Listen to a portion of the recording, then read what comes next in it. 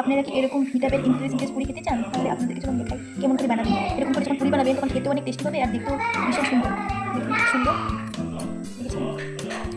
যখন আপনাদেরকে দেখাই, প্রথমে আমি আটার ডোটা এমন করে বেলে নিয়েছি গোল করে। এখন আমরা এখান থেকে কেটে দেবো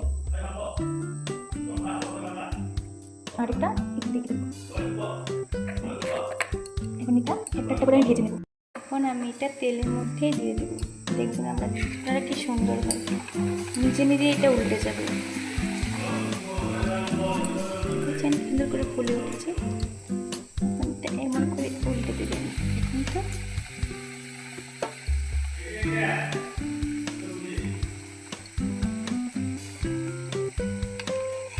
এখন এটা রেডি হয়ে গেছে।